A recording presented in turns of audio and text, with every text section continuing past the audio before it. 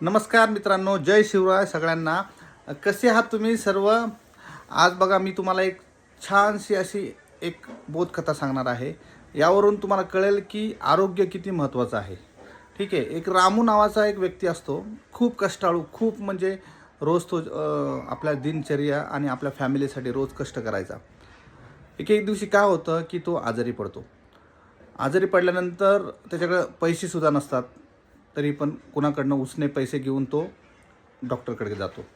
डॉक्टरकडे गेल्यानंतर काय होतं बघा, डॉक्टर पहिला विचारतो की तुम्ही वेळेवर खाता का, वेळेवर पाणी पिता का.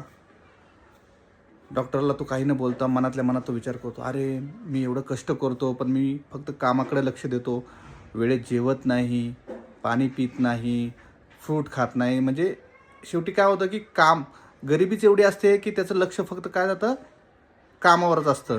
आणि आजारी पडल्यानंतर डॉक्टरने बोलल्यानंतर त्याला लक्षात येतं की काम तर इम्पॉर्टंट आहे, पण कामाच्या अगोदर वेळेत जेवणे, वेळेत पाणी पिणे आहे, विश्रांती, झोप, हे सगळ्या गोष्टी गरजेच्या आहेत.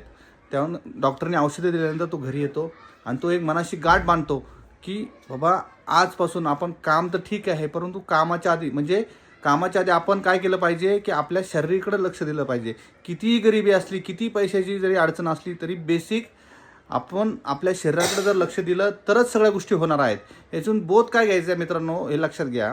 आपण जेव्हा गरीब परिस्थितीमध्ये असतो किंवा आपल्याकडे पैसे नसतात, तर आपण काय करतो जनरली की फक्त पैशाच्या मागे धावतो. तरुण असताना आपल्याला काही गोष्टी आपलं शरीर साथ देतं, पण जसं जसं आपलं वय वाढतं ना, त्यानंतर आपण काय करतो की पैसे येतात किंवा पैसे सेव्हिंग असतात, परंतु ते पैसे आपण डॉक्टरला देतो. आपण आपलं शरीर स्वास्थ्य नसल्यामुळे औषधं घेणे, गोळ्या घेणे, पेनकिलर गोळ्या घेणे, या सगळ्या गोष्टींमध्ये आपण आपला म्हणजे लाईफस्टाईलमध्ये खूप प्रॉब्लेम होतात.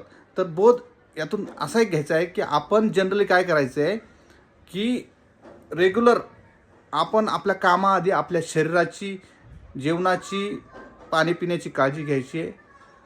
जेवढं शक्य होईल तेवढं हेल्दी राहण्याचा प्रयत्न करायचा आहे, एक्सरसाइज करायची आहे, प्राणायाम करायचे आहेत. त्यामुळं रामूसारखी वेळ आपल्याकडे येणार नाही, एवढं लक्षात ठेवा. धन्यवाद. जय शिवराय.